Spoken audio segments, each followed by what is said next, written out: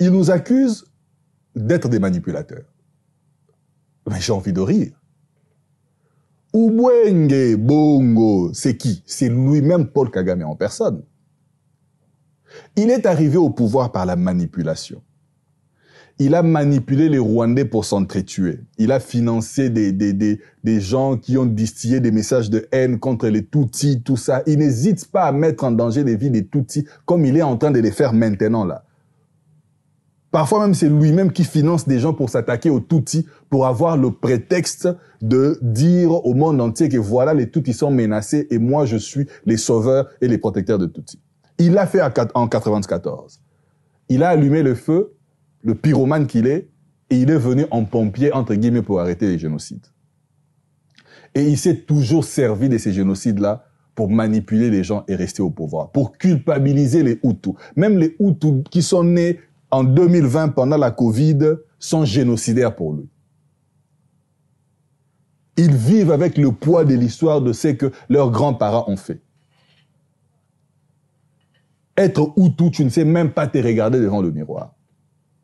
Ça, c'est ce que Paul Kagame a su faire. Il a traumatisé sa propre population.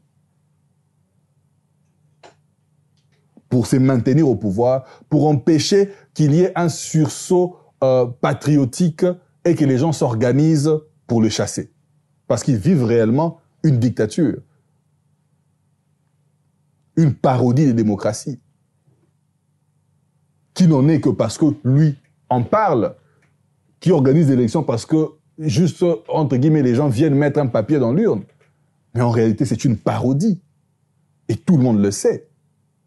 Mais personne ne le dit.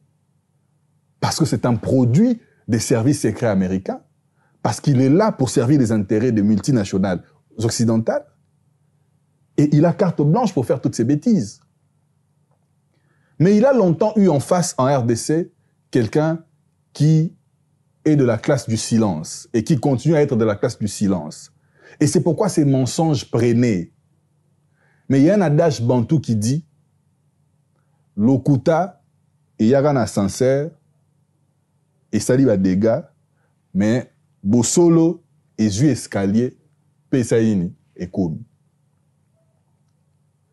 Les mensonges prennent souvent l'ascenseur et va faire des dégâts à l'étage. La vérité prend les escaliers, mais finit par arriver. Mais cette fois-ci, nous avons dit niet.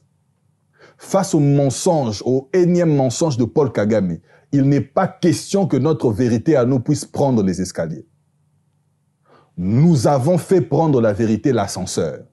Donc ça veut dire les mêmes stratégies et méthodes de manipulation utilisées par Paul Kagame pour distiller ses mensonges. Nous les avons utilisées, nous, avec l'arme de la vérité. Et c'est pourquoi très rapidement la vérité a triomphé. Et Paul Kagame est au Tazabwa.